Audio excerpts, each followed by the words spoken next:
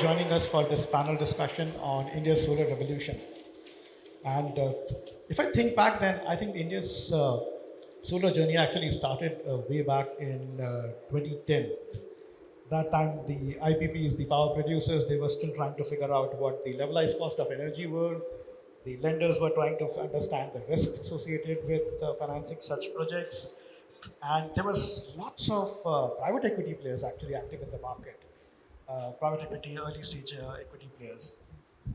But in the past 15 years, the entire landscape around solar has changed, not just in India, but globally as well. So BloombergNEF, we published a research just last week, and there we tracked that around $675 billion were invested in building clean energy assets in 2023. And solar alone, by the way, captured $400 billion, nearly $400 billion out of that. So that's something. And it is actually a 12% increase over the year before that. So it's not stopping, it's not stagnating, it continues to roll strong. And back then in 2010, solar was a very expensive source of energy, like even more expensive than gas. And if you just look at just about a decade later, in around 2020, it actually became the cheapest source of energy in the country, even beating coal power plants in India, which is again a testament to what can be achieved in just a decade. And it is now widely believed that solar will actually be the the biggest source of power generation in the country by 2030, if you look at installed capacity wise. That's again something. So now there are various reasons why solar did achieve what it did, and there are lots of challenges in the future as well. And that is what we want to discuss in the next 28 minutes or so. And for that, I'll bring in my first panelist, Subbu, online. So Subbu, I told you what I have seen, from a top level view on how things have changed on the solar side. So let me begin by asking you, when you think of solar revolution and what has happened in the past 10 to 15 years, what does solar revolution actually mean to you? And again, a follow-up question is, if we continue on this path for the next 10, 15 years, what do you expect? Thank you very much, Shantanu, for that question. I think to to add on the top of to what you mentioned in the context, at the end of 2013, early 2014, our country's total installed capacity in solar was 2.4 gigawatt. 2023 December, we are 73.2 gigawatt. So that is 36 times growth in 10 years. We started as a country focusing on plain vanilla solar with a tariff on the lower nines, upper eights in 2014. Still not sure about where we're going. Today, we have an entire plethora of options available when it comes to deployment of solar. Not just solar in terms of generating electricity during solar hours, but we transition to a hybrid side of options. We transition to round the clock power, and now we are at the firm dispatchable renewable energy, of which solar is also a critical ingredient. Third aspect is on how we have transitioned from a mere importing solar economy to becoming the second largest manufacturing base in the world, or the largest base outside China.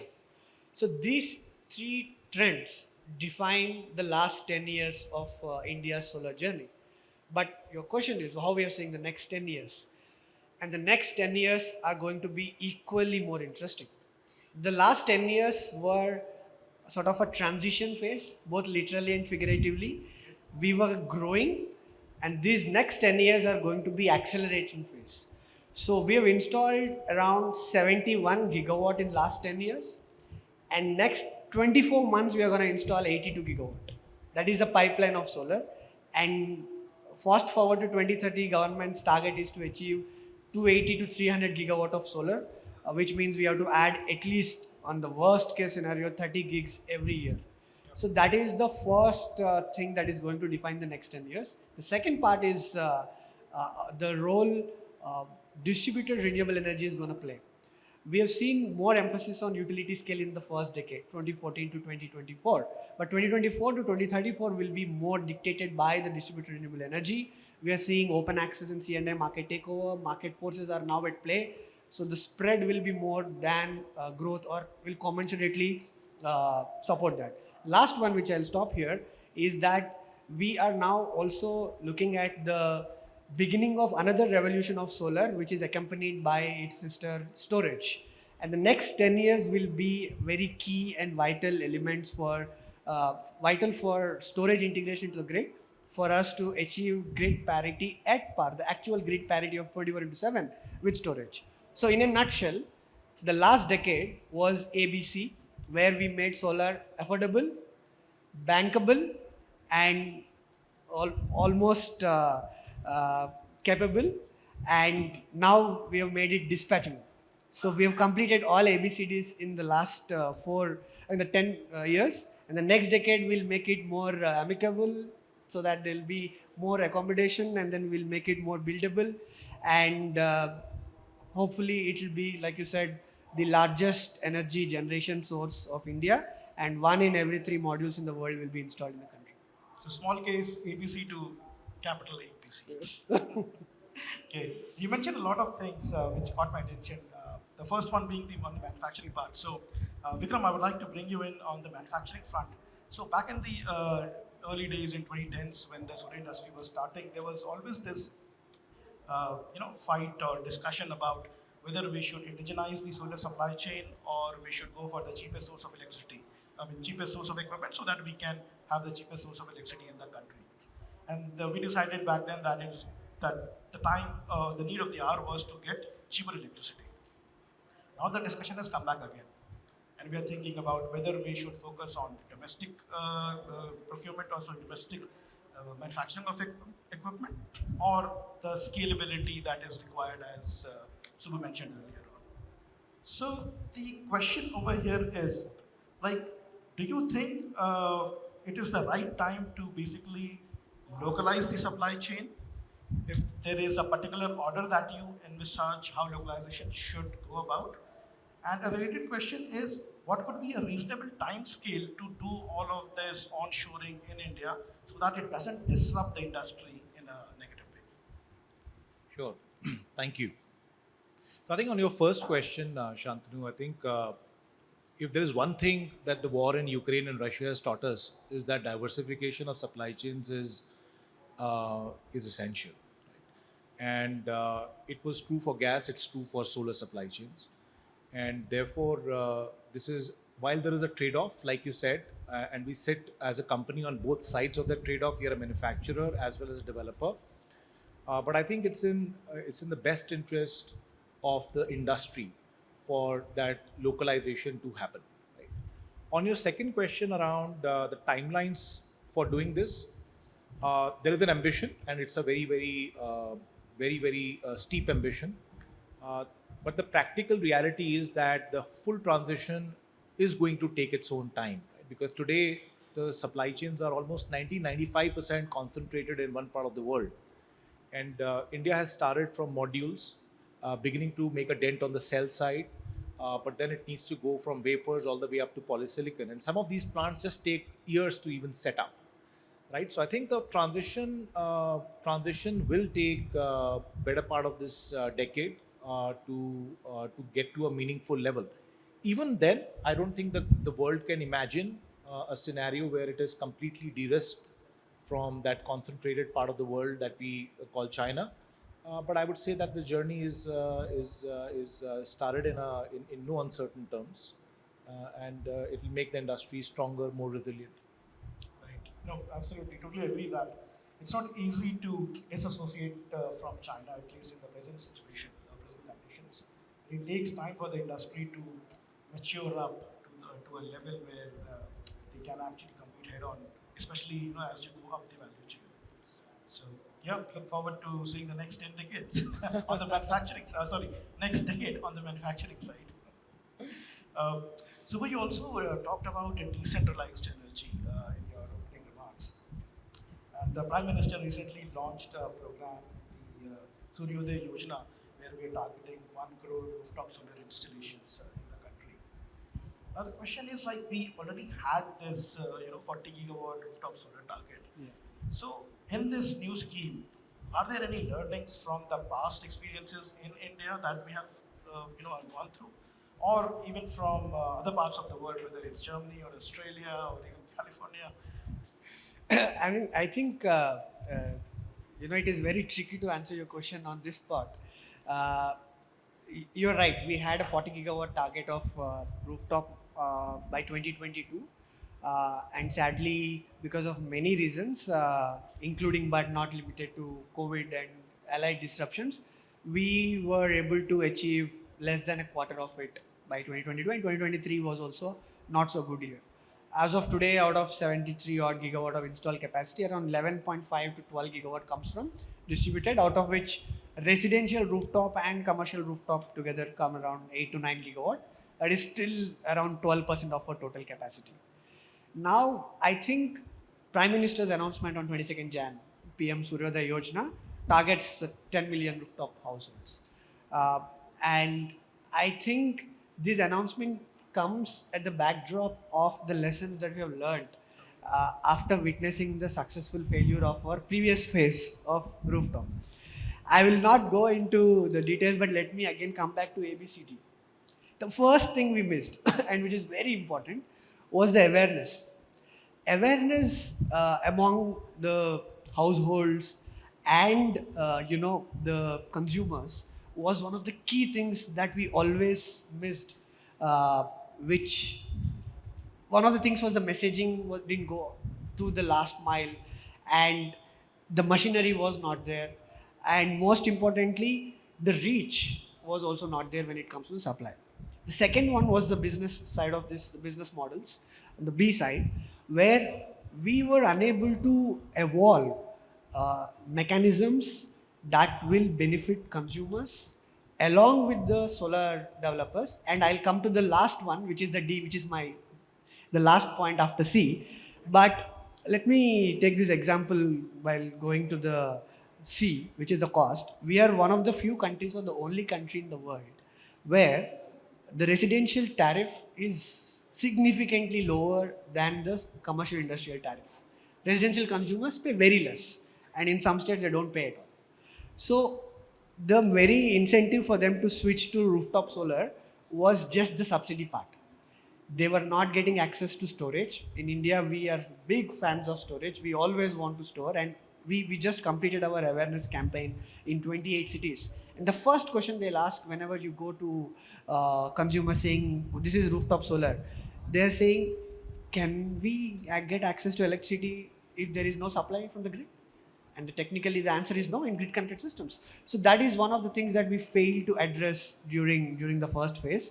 And last but not the least is the elephant in the room, the D, the discoms.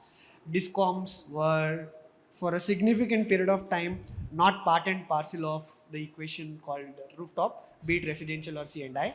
And I think now, from my understanding, and we have to wait for the final announcements, that discoms will be at the center of the implementation. But two other challenges. But does that scare you, or does that excite you to bring discoms to be a part of to make discom part of the equation? It is very exciting. At the same time, we should proceed with caution. Okay. Because these consumers are the paying consumers to discom, and at any point of time, everyone in the country should understand. And that is one of the points I wanted to cover in the 10-year difference. Today, all of us have acknowledged, accepted, and realized that energy transition is inevitable, solar penetration is inevitable, increasing penetration of solar in the grid is inevitable. To acknowledge that, accept that, and to start working on that took some time. And today, discoms to a large extent have come on board on that. And I think that was the key challenge for us in the first phase, which we failed. Last but not the least was the domestic supply chain. The second part of the D was that until 2014, 2015, our module manufacturing was 2.3, cell was 1.5. 2020 tak, we were around 5 gigawatt module, 3 gigawatt cell. Now, as we speak, ALMM has 32 gigawatt of module, 5 gigawatt of cell. Our figures conservatively say we'll cross 50 gigawatt this year of module, 15 will touch cell because of PLI 2 and PLI 1. And then 2 years down the line, by 26-27, we'll cross 100 gigs of cell module and 60 gigs of poly wafer and ingots. So now we have understood, figured out, and sort of addressed all aspects or variables in the equation to make sure that we are poised to take on the 10 million challenge. On the second part of your question, today the top 3 countries in rooftop are Australia, Germany, China. Australia has 3.4 million rooftops. Germany is 3.2. Last year they did 1 million. And then China.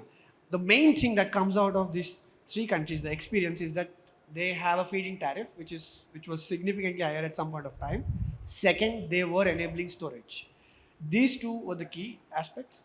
Feed-in tariff part, I think we have to do a medley version of it in India, which I am sure we'll do it. The storage part is the thing that we can learn from these countries. Sure, great. And Vikram, while we have ambitious targets for annual installations and cumulative targets, the biggest question or the bigger question right now is whether there is enough appetite for all the power that will be produced, electricity that will be produced from these installed projects. Because DISCOMs, they become reluctant to purchase more electricity after their RPUs are met. India as a country, we are building more coal power plants in the short to medium term. So, in such a scenario where there is a mismatch between the targets and the reality on the ground, uh, do we need any price signals, any alternate revenue streams, or new business models to unlock more demand in the solar system? Because if you look at the total installed capacity right now, sorry, not the total, but the annual installed capacity, we are plateauing or hitting a ceiling at around 12 gigawatts. But in order to meet our 500 gigawatt target, we actually need to achieve, build 30 gigawatts or more on an annual basis. So how do you see this? So, Shantanu, the challenge in the industry today is not demand, it's the execution capacity. Right? So, if you think about it, as you rightly said in your introduction, there is an economic case to shift to solar.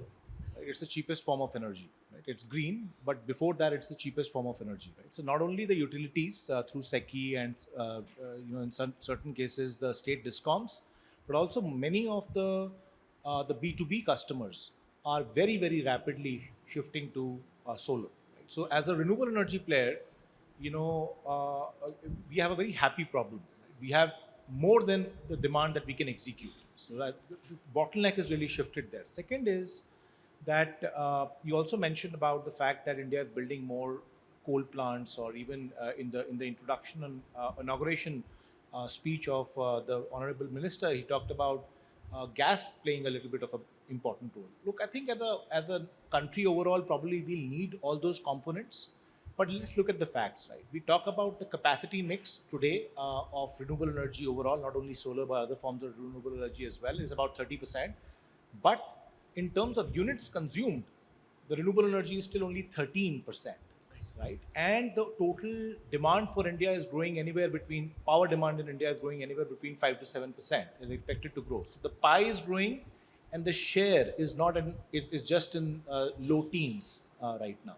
So I would say that the challenge that we all together, and I include our company and all the colleagues who represent the renewable energy development industry, is how do we significantly scale up execution within our boundaries of the company, and through things like last mile permitting and connecting the asset when it's ready to the grid. So that is the piece which is holding that 12 to go to 30 and not. Yeah, so that's how we see it. Lastly, you talked about new revenue streams. New revenue streams are always welcome. We talk about green hydrogen. Green hydrogen is another energy guzzler.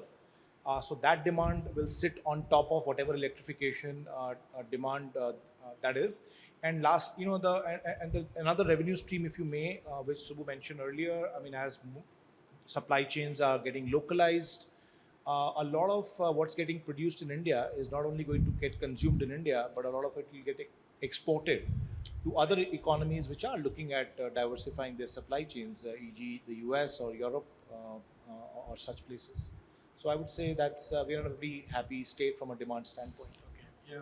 So we also do some long-term modeling on how the power sector could evolve, and we also feel that the demand in India, electricity demand in India could actually grow by 3.5 times between now and 2050. So I agree that demand is there. It's just the execution, like you have to scale, do a better job of building more projects in the early phases. Absolutely. No shying away from that. But in order to build those projects, Subbu, we also need a lot of land. We just spoke about scaling up from 12 gigawatts to 30 plus gigawatts on an annual basis. And if you look at, this is just in the base case where we want to meet our 500 gigs of renewable non-fossil fuel capacity. We do some analysis on achieving net zero as well. And if we want to really achieve net zero, then we actually have to build 50 gigawatts of solar capacity every year starting this year. Where will all this land come from? See, I think all of us agree that India is a land of opportunities, but we are running out of land very, very desperately. Uh, this is now on the top of the list of all the problems that we advocate as an association with the government. We have recommended two solutions, and you're right. Today, we are only talking about generation land, but there is an allied transmission infrastructure. The land issues there are on a different dimension and level. I think the two best solutions today, and which have been proven to be successful, is allocate or collocate. We've gone back to the government and we said, let's go back to the ultra mega power park model. Let's find those patches of land which is suitable, including the biodiversity risks, evacuation infrastructure challenges, and of course potential, not to forget. That will help us to achieve the major chunk of the target. On the utility scale, I'm now only talking about the utility scale. DRE, of course, 10 million, I think rooftop is of course a possible solution for us to address the land problems, but 10 million is still a conservative amount for us. We can do more than that. Khavda, the recent example, 30 gigs there. Already Badla, Riva, Pavagada, Anantapur, Kadapa, we have good parks. We started from 500, 700 megawatt. Now we are at 2 gig, 3 gig. Kavda is 30 gigs. So if we are able to get 3-4 ultra mega parks, the allocation done with the support of the central and state governments, that can be a good answer. Not just for solar target, wind target, but also to allied technologies like green hydrogen. Second, not so fashionable and very underrated is co-location. Why can't we co-locate other activities, especially agriculture, with solar generation?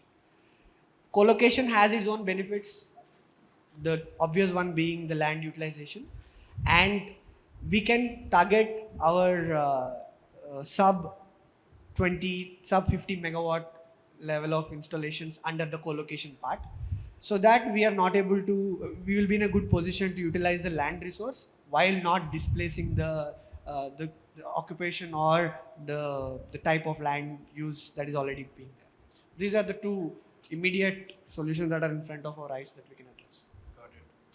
And Vikram, I believe that you do keep traveling quite a lot to US, UK, and even within India to meet leaders in the energy space. So please give us some insights on what is happening. What is the thinking of these business leaders in US and UK about opportunities in India in the renewable space? And yeah, is there anything that strikes to you which is like really keeping you focused on India activities at this moment?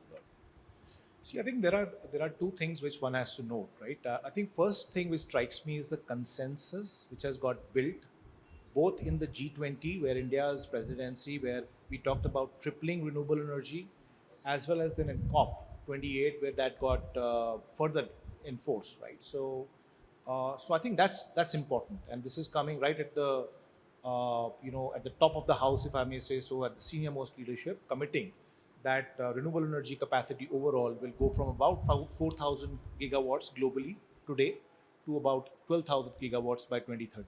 So I think that's important. Now that also throws up its own sets of challenges, right? So what we hear leaders in, for example, the US or Europe worry about are supply chains. I talked about that a little while back. We live in a very different geopolitical milieu right now compared to even 5 years back. So I think the first and foremost thing that everyone is looking for is an alternate, and India presents that as a big opportunity. Right? And therefore, I mentioned earlier on that this whole solar supply chain or other supply chains in this whole green transition is one clear. I think the second thing is that the government of India has taken a pretty progressive stance on many of these emerging sectors, right? A case in point that I would like to bring the audience attention to is the very recent announcement of the demand aggregation framework, even for the molecule side of the transition. While we understand that there's a lot of action happening outside India around kind of incentives which are being given, but despite that, despite the IRA, despite the stuff that EU is doing, we still are not seeing enough of those type of projects getting to FID. Now, if you look at what India is doing, a lot of it is export oriented. A lot of this production will be export oriented. It will serve the demands of those nations that I just talked about. This demand aggregation methodology that's been proposed is, I would say, quite unique and possibly the most effective that at least I have seen comparing it across the globe, both in terms of its scale and in terms of its structure. It strikes the balance, right? It strikes the balance, right? So that's how I would say that, anecdotally, right? 2 years, 3 years back, when one used to go to some of these global events, right? Later parts of 2021, early 2022, India used to be a little bit of a fourth or fifth consideration. I think we are seeing now in many of these green transition area, it becoming the top two consideration for many of the companies and partners there, right? So I think there's been a big shift. So talking about the transition part and especially focusing on net zero element, which we keep on hearing quite a bit. So I wanted to get your thoughts on the financing side of the things, because again, we did run our numbers on what would it take for India to achieve net zero emissions by 2050. We did it till 2050, and the answer was that we need $12.7 trillion by then. Now you can argue that no, our target is 2070, but you will still need those 12.7 trillions even if you extend the target. And in our analysis, what we want, the need of the hour is that $90 billion should be invested every year on an average, starting today, in building renewable energy projects in the country. And right now we are at around 12 or 13 billion. So there's a huge disconnect. How do you see this? Sometimes it feels scary, but coming from IBP part, how do you see it? See, first of all, this is a reality throughout the world, right? I mean, irrespective of which report you read, I think the numbers are anywhere between $2 to $4 trillion every year from here to 2050. The globe needs to invest, the entire world needs to invest. And so the story is pretty much the same. But let's look at the positive side, right? I don't know, I mean, last year, 2023, is possibly about $1.7 trillion got invested into green space globally, right? Usually, $1 trillion per year has been the norm in the oil and gas industry. And oil and gas industry, as we know, is a pretty central. So this number, maybe even 4, 5, 6 years back, used to be more in the $500 billion, $600 billion range. So it has more or less increased by 2.5 to 3 times. Now I understand it's still not 3 trillion and 4 trillion, but we will get there. We will get there. I think the key here is, the question is not around whether enough money is available. The question is whether enough bankable projects are available, whether enough execution capacity is available, right? So today, for us as a company, I would say that on the debt side, if you have a bankable project, 25-year PPA, SECI as an off-taker, I think there's no dearth of funding. I think equity markets have been tough in the last couple of years, especially driven by the fact that the interest rates have climbed up very rapidly in a very short span of time. So equity side will need an unlock, both in the public markets as well as in the private markets. But over a period of time, we will, as the interest rates are beginning to climb down, or that's the expectation this year, possibly 3 rate cuts are at least what the Fed is aiming for. I would say that the equity markets will also come up. So you combine. So there is a rising trajectory. $1.7 trillion is a good start, and bankability of projects is key. equity markets coming up, I would say that over a period of time we should start to see some of those numbers. Great. My last question of the day is, if both of you could answer, Subbu first, like we are here at India Energy Week surrounded by so many fossil fuel companies as well. What do you think, would be the role of the fossil fuel industry in achieving net zero or energy transition? And are they on the right track? What do you think? I think India is a case in point to demonstrate how fossil fuel companies are literally at the center of the energy transition. You can take the example of any fossil fuel company, NTPC and the generation side, all the oil OMCs. I think we are one of the few countries which doesn't debate about energy transition or climate change, and that reflects in the way the PSUs in the fossil fuel sector also work. But one key ingredient that is essential for the successful energy transition would be a very active participation of the fossil fuel companies to facilitate not just moving away from the conventional sources, but also to ensure just transition is also in place. I think that is something which is very key ingredient. We are seeing very positive and encouraging examples, and I hope it continues. So, Vikram, on the role of fossil fuel industries, there was a time when oil and gas companies were entering the renewables market with Shells and BPs and Totals coming in. And now it's the renewable energy companies, you being one of them, are entering the molecules market. Do you think there is enough space to coexist? Do you think there's some kind of friction in the industry, or how do you see that? I think this is a time to collaborate. I think there is more than enough space, right? You know, we just talked about the numbers that you referred to. The scale of investment is even for the oil and gas, the might of the oil and gas industry, it's 3 to 4x of what they are used to in a year, right? So they, as I was mentioning, it's a 1 trillion versus 3 to 4. So, so it'll need both the industries to work in tandem, and they are.